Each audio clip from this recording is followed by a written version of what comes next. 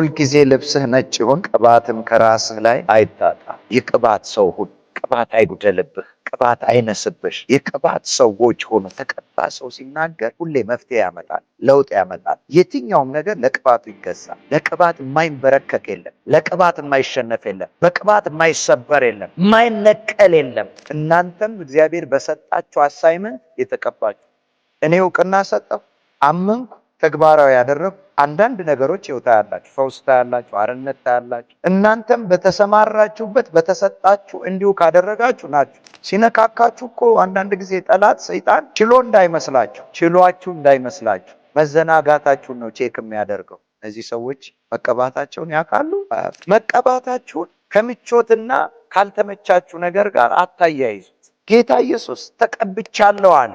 በሰዎች መካከል ሲሄድ ግን ተመችቶታል? ነገሩኝ። አልተመቸውም፣ ግን የመፍትሄ ሰው ነበር። እነ ጳውሎስ ተመችቷቸዋል? አልተመቻቸውም፣ ግን የመፍትሄ ሰዎች ነበሩ። ነገሮች ስላልተመቿቸው ቅባታቸውን ቀነሱት? አልቀነሱትም። አሜን። ስጋዊ ረፍት አይደለም ለተቀባ ማንነት ማስረጃ። ደግሞ በአብዛኛው ቅባት አትራክት የሚያደርገው ችግርን መፍትሄ ለመስጠት ወደ ኢየሱስ የመጣ በሙሉ የተቸገረ ነው። ምኑን አይተው መጡ? ምንድነው የሳባቸው? ቅባቱ። ግን የመጀመሪያ ምን አድርጉ? እውቅና ስጡ። ሁለተኛ ቅባቱን ምን በሉት? እመኑት። ሶስተኛ ምን በሉት? ተግባራዊ አድርጉት።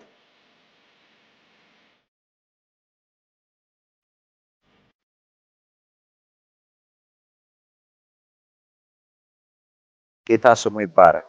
መክብብ ምዕራፍ 9 ቁጥር 8 ላይ እንዲህ ይላል፣ ሁልጊዜ ልብስህ ነጭ ይሁን፣ ቅባትም ከራስህ ላይ አይታጣ። በአይሁድ ባህላቸውም ልማዳቸውም የዓመት በዓሎቻቸው ጊዜ የሚለብሱት ልብስ አላቸው። በደንብ የታጠበ የነጻ ልብስ አላቸው። በእግዚአብሔርም ፊት ሲቀርቡ እንዲሁም ደግሞ ቅባት ይቀባሉ ራሳቸው ላይ። ያ ምሳሌ ነው። አሁን ስለ ልብሱና እኛ ስለምንቀባው ለቆዳችን ለፀጉራችን ስለሚሆነው ቅባት አይደለም የሚያወራው። ስለምንለብሰውም ልብስ አይደለም ንጣት የሚያወራው። ስለ ንጽህና፣ ስለ ቅድስናና ስለ መንፈስ ቅዱስ ቅባት። አሜን። ሁልጊዜ ልብስህ ነጭ፣ ህይወትህ ንጹህ ይሁን። ያኔ ሁልጊዜ ደግሞ ቅባቱ በላይ ላይ ምን አይታጣ። የቅባት ሰው ሁን። ቅባት አይጉደልብህ፣ ቅባት አይነስብሽ። የቅባት ሰዎች ሁኑ። አሜን። የህይወት ንጽህናችሁ እግዚአብሔር የሰጣችሁ ህይወት በሞገስ በኃይል ይገልጠዋል። ኃጢአት ይሸፍናል፣ ቅድስና ደግሞ ይገልጣል፣ ክብርን ይገልጣል። ኃጢአት ክብርን ይሸፍናል፣ ሞገስን ይሸፍናል።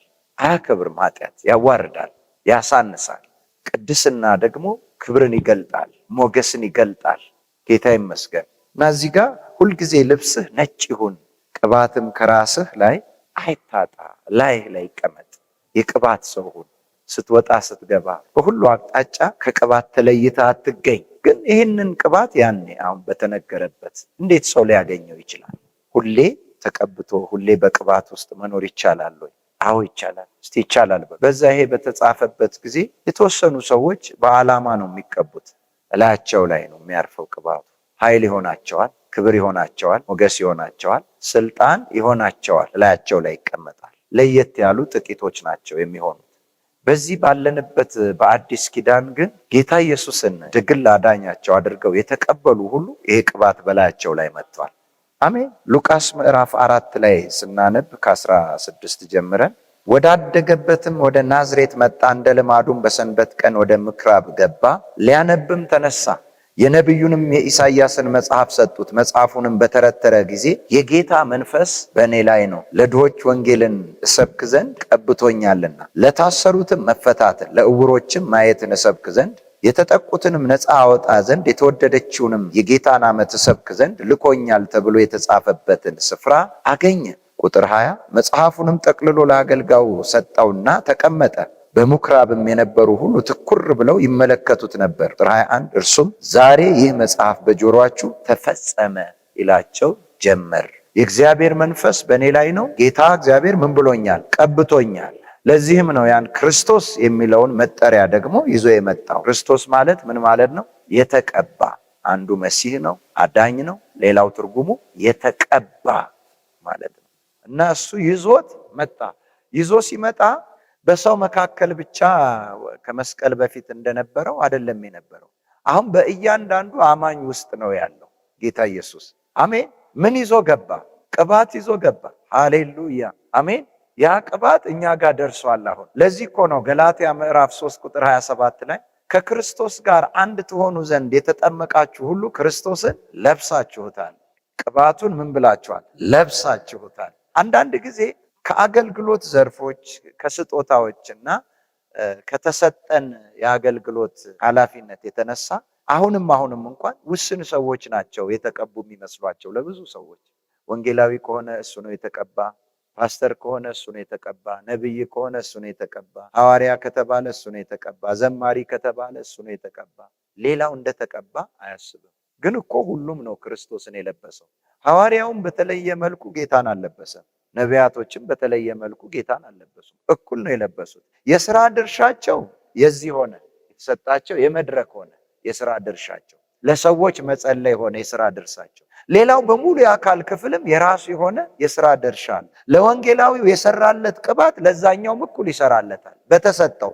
አሜን። የምክር አገልግሎት የተሰጠው ኢፌክቲቭሊ ይሰራበታል። የልግስና ጸጋ የተሰጠው በትክክል ይሰራበታል። የተግሳጽ የመመለስ የማቅናት ጸጋ የተሰጠው በትክክል ይሰራበታል። አሜን አትሉ? ለሁሉም ነው የተሰጠው። እስቲ ለእግዚአብሔር ልጆች በሙሉ ቅባት ተሰጥቷል በሉ። ጌታ ኢየሱስን የተቀበሉ ሁሉ የተቀቡ ናቸው በሉ። ለዚህም ነው ሁለተኛ ቆሮንቶስ ምዕራፍ 1 ቁጥር 21 ላይ ከክርስቶስ ጋር የሚያጸናንና የቀባን እግዚአብሔር ነው አለ። የሚያጸናንና የቀባን እግዚአብሔር ነው። ከክርስቶስ ጋር የሚያጸናኝና የቀባኝ እግዚአብሔር ነው እንዲህ ያለው አይደለም። የቀባን እግዚአብሔር ነው። ያተመን አለ ደግሞ። መቀባት ብቻ አይደለም፣ ታትመናል። አሜን። በተቀባነት የጸደቅነን፣ ተቀባይነት ያገኘነን፣ ያተመን የመንፈሱንም መያዣ በልባችን የሰጠን እርሱ ነው ይላል። ጌታ ስሙ ይባረክ። ያ ቅባት አሁን የት ደርሷል ማለት ነው? ልባችን ውስጥ ደርሷል። ክርስቶስ የት ስለሆነ ያለው? ልባችን ውስጥ ስላለ ደርሷል። ያ የህይወት መውጫ ደግሞ ምንድን ነው? ልብ ነው። ህይወታችን በአጠቃላይ ስንኖር በምድር ላይ በምን እንኖራለን ማለት ነው? በቅባት እንደተቀባ ሰው ነው የምንኖረው። አሜን። በቅባት እንናገራለን፣ በቅባት እናደርጋለን። ጌታ ስሙ ይባረክ። እሱ ነው ልዩነት የሚያመጣው። አንዳንድ ጊዜ አይታችሁ ከሆነ ስለ አማኞች ስታዩዋቸው የግድ መተዋወቅ አያስፈልጋችሁ። ስታዩ ታውቋቸዋላችሁ። አማኝ ይመስላሉ። እነዚህ አማኞች ሳይሆኑ አይቀሩ በጌታ ይመስላሉ ትላላችሁ አይደል? ከሰው ሁሉ መሃል አትራክት ያደርጓችኋል፣ ይስቧችኋል። አየት ስታደርጓቸው ልዩነት ታያላችሁ። ራሱ ኢየሱስ እኮ አይደበቅም፣ አይሰወርም። ቅባት እኮ አይደበቅም፣ አይሰወርም። አሜን። የሚያልፍበት ቅባት አልሰጠንም። በሕይወት ዘመናችን ሁሉ ስንኖር እኛ ውስጥ የሚሰራ ቅባት ነው የሰጠን። ትዝ ካላችሁ ሁለተኛ ነገሥት ምዕራፍ 13 ቁጥር 21 ላይ ኤልሳም በሚሞትበት በሽታ ታመመ አለና ሞተ፣ ቀበሩት ይላል። ከዛ አደጋ ጣዮች መጥተው የሆነ ነገር ተፈጠረ። ሌሎች ደግሞ አንድ የሞተ ሰው አንስተው ጉድጓድ አገኙና የሬሳ መቃብር ሲወረውሩት የማንን አጥንት ነካ? የኤልሳን አጥንት ነካ። ያ ሬሳ ከኤልሳ አጥንት ጋር ሲገናኝ ዳነ፣ ተነሳ፣ ሕያው ሆኖ መንቀሳቀስ ጀመረ። ማን ነው ተነስ ያለው? ማን ነው የጸለየለት? ማን ነው ትንቢት ያመጣለት? ማን ነው እጄ ጫነ? ማንም የለም። ከምኑ ጋር ተገናኘ? ከቅባት። ቅባቱ ሲመጣ ሁለንተናችሁ ውስጥ ነው የሚገባው። አሜን። ይገባል። ለዚህ እኮ ነው ስንናገርም ፈውስ ይሆናል፣ እጅ ስንጭንም ፈውስ ይሆናል። ሁለንተናችሁ ውስጥ ነው የእግዚአብሔር ቅባት ያለው። እስቲ የጌታ ቅባት ሁለንተና ውስጥ አለ በሉ። ወርሶኛል በሉ። ተቆጣጥሮኛል። የተቀባው ሰው ነኝ። ያ ጌታ እግዚአብሔር ከሩቅ ሆኖ በምሳሌ የተናገረው ትንቢታዊ ቃል እኛ ላይ ተፈጽሟል። የነካችሁትን ቅባት ይነካዋል፣ የዳሰሳችሁትን ቅባት ይዳስሰዋል። ባለፋችሁበት ቅባት ያልፋል። አንዳንድ ሰዎችን እኮ ስታዩአቸው ገና መንፈሳዊነት ይጀምራችኋል። ገና ስታዩአቸው የእውነት ይጀምራችኋል። እላቸው ላይ ካለ ቅባት የተነሳ ቅባት ይረዳል፣ ቅባት ያግዛል። ለዚህ እኮ ነው ጌታ ኢየሱስ ሲናገር እንደዚህ ያለው፣ የጌታ መንፈስ በእኔ ላይ ነው፣ ለድሆች ወንጌልን እሰብክ ዘንድ ቀብቶኛልና፣ ለታሰሩትም መፈታትን፣ ለዕውሮችም ማየትን እሰብክ ዘንድ፣ የተጠቁትንም ነፃ አወጣ ዘንድ።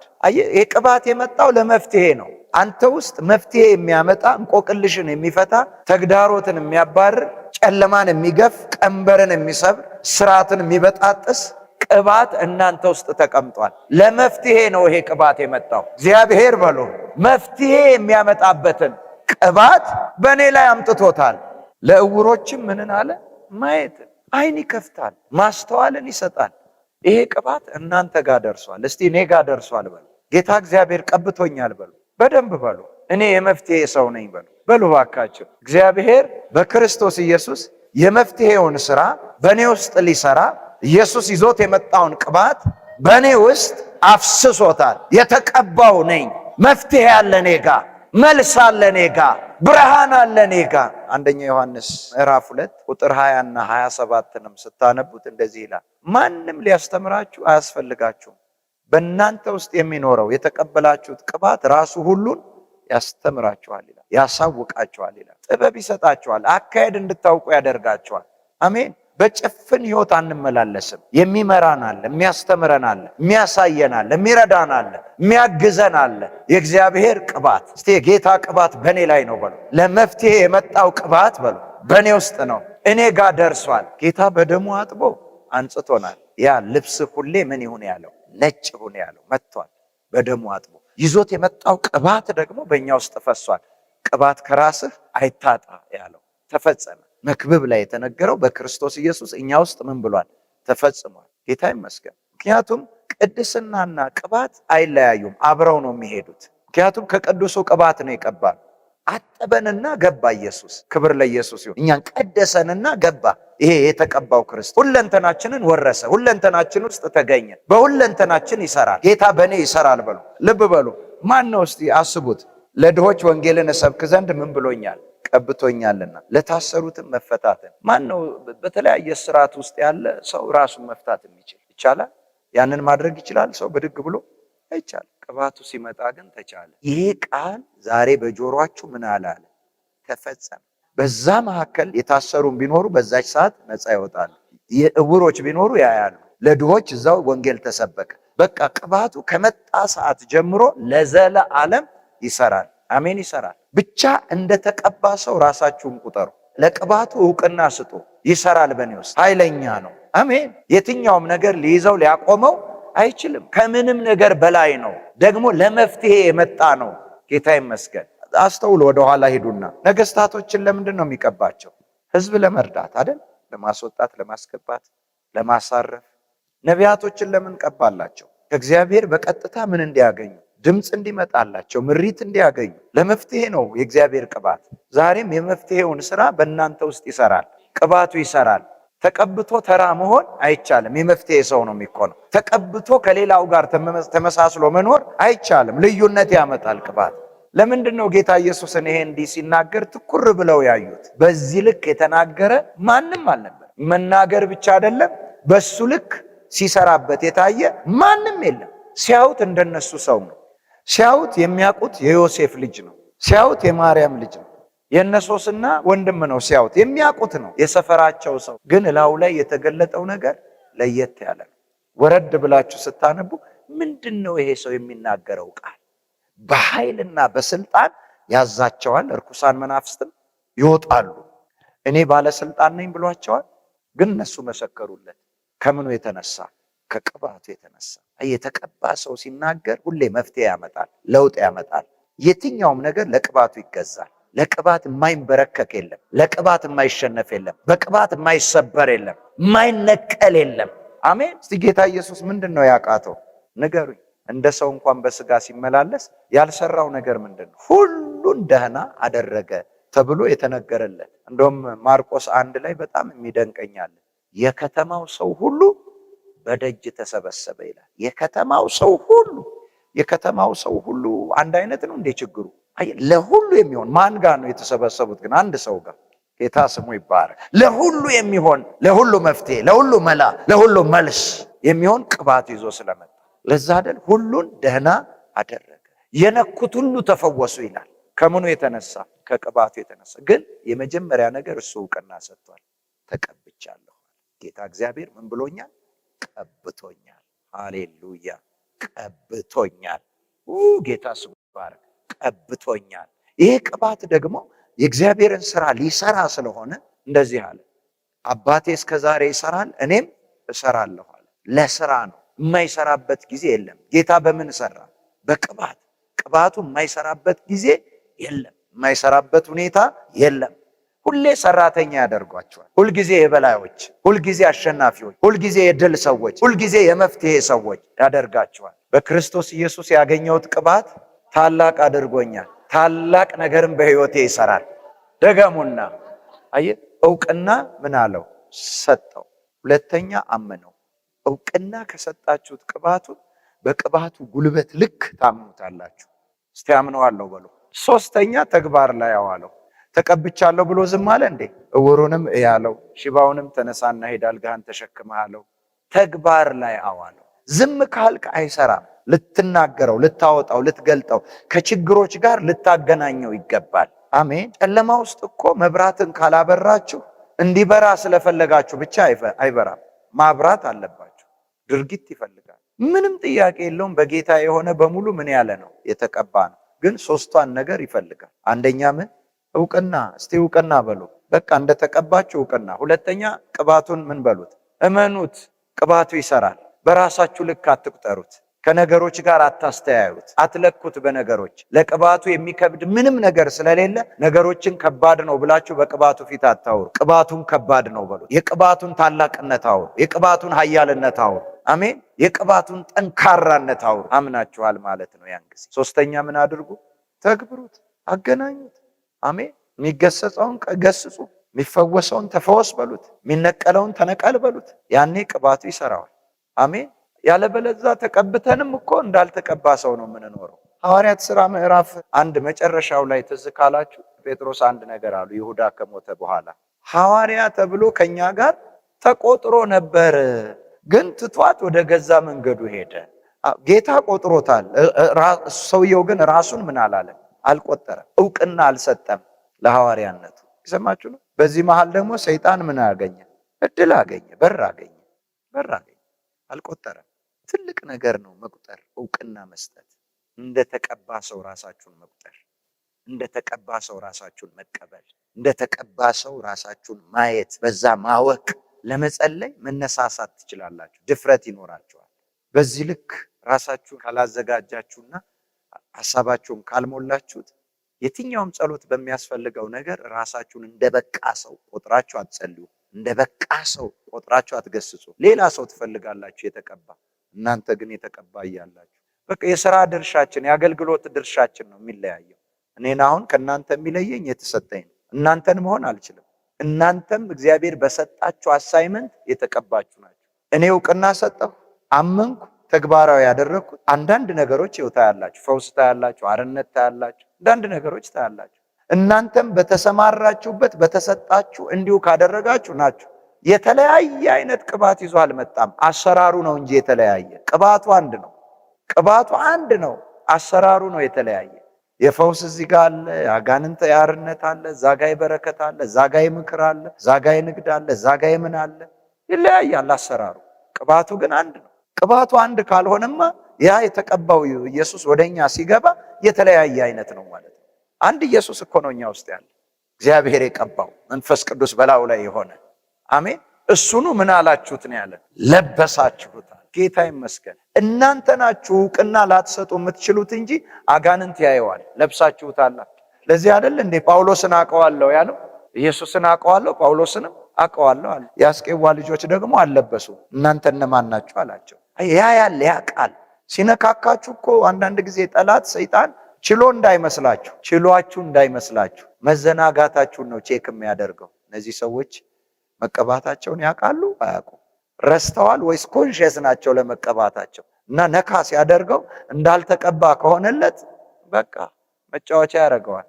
ማንን አንተ ሲለው ደግሞ ሰይጣን እስከነቃችሁበት ድረስ በእናንተ ህይወት ሊሰራ አይችልም።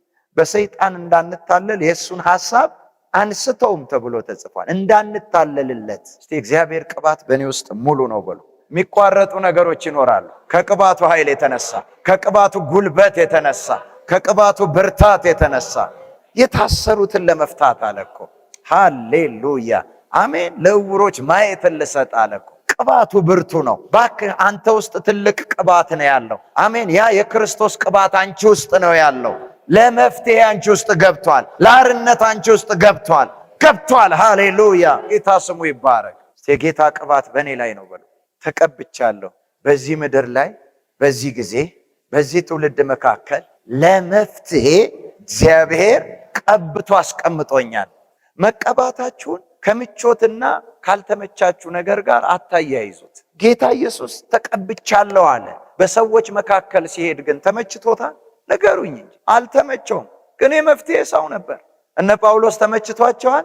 አልተመቻቸውም። ግን የመፍትሄ ሰዎች ነበሩ።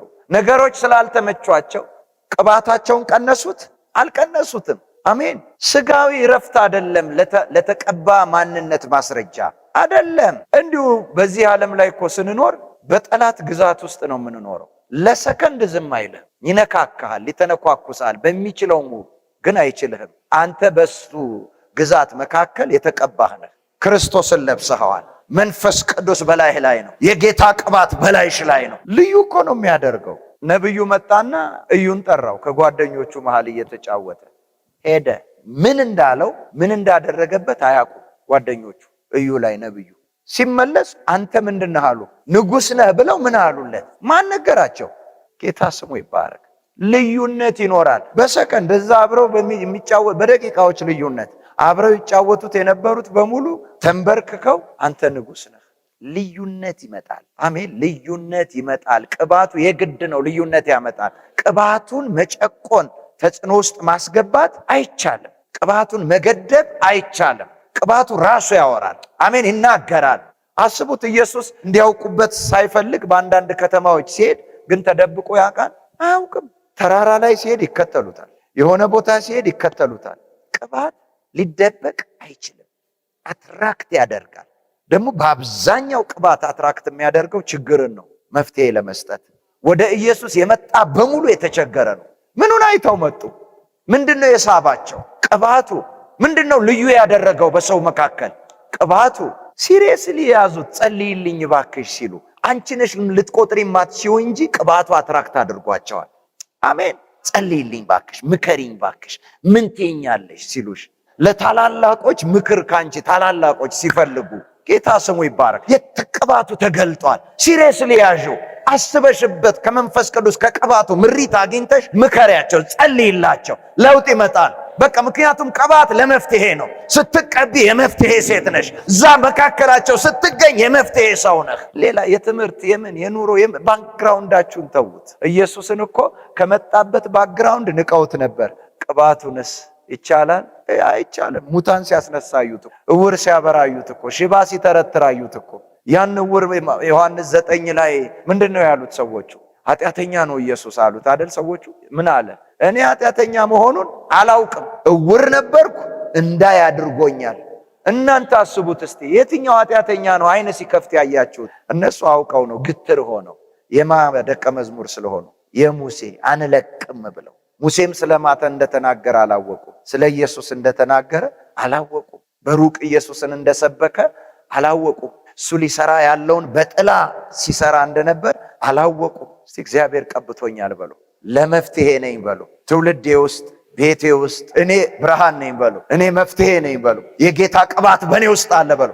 ቀንበር ይሰበራል፣ ስራት ይበጠሳል፣ ጨለማ ይገፈፋል፣ በሽታ ይነቀላል፣ ደዌ ይመታል። ይመታል በጌታ በኢየሱስ ስም። ማላዶሴ ኬራሃ። ከናንተ ድምፅ ከናንተ ቶን በላይ የቅባቱ ድምፅ ኃይለኛ ነው። አየህ፣ ሁለንተናህን ስለሚወርስ ቅባቱ ድምፅህ ውስጥም ያልፋል። ስትናገር በአንተ ድምፅ ብቻ አትቁም። እሱ ድምፄ ብቻ ብለህ አትቁም። በድምፅህ ውስጥ ቅባቱ ያልፋል። ለዚህ አይደል እንዴ ስንገስጽ እኮ ከኛ ድምፅ ያለፈ ነው የቅባቱን ድምፃችን ውስጥ አይተው አጋንንቶች የሚታዘዙት። እናንተ ትውልዳችሁ ውስጥ ብቻ ይሄ ቅባት ያስፈልገዋል የምትሉትን ሰው አስባችሁ ይምጣላችሁ እንጂ ስሙን እየጠራችሁ ባለበት ጸልዩለት። ቅባቱ ገደብ የለበትም። ባለበት ያገለግለዋል። ባለበት እስራቱን ይበጣጥሳል። የመጀመሪያው ነገር ምን በሉ ብያለሁ? እውቅና ስጡ መቀባታችሁን። ሁለተኛ ምን በሉ? ቅባቱን እመኑት። ሶስተኛ ተግባራዊ እርምጃ ውሰዱ። ተግባራዊ ያድርጉት። ራሱ ይሰራል። እስቲ እግዚአብሔር ቅባት በእኔ ላይ ይሰራል በሉ። በእኔ ውስጥ ይሰራል በሉ። ኃይለኛ ነው። የእግዚአብሔርን ቅባት ይዤ ተራ መሆን፣ መወሰን፣ መገደብ፣ መከልከል፣ ተጽዕኖ ውስጥ መቅረት አልችልም። የቅባቱ ባህሪ አይፈቅድም። እስቲ ቅባቱ ይሰራል በሉ። አሜን። ቅባቱ ይሰራል። እስቲ በእኔ ላይ ይሰራል በሉ። ግን የመጀመሪያ ምን አድርጉ? ለቅባቱ እውቅና ስጡ። ሁለተኛ ቅባቱን ምን በሉት? እመኑት። ሶስተኛ ምን በሉት? ተግባራዊ አድርጉት። መፍትሄ ስለሆነ ከበሽታም ጋር አገናኙት። አሜን። ከእንቆቅልሽ ጋር አገናኙት። ጌታ ስሙ ይባረክ። ክብር ለኢየሱስ ይሁን። አሌሉያ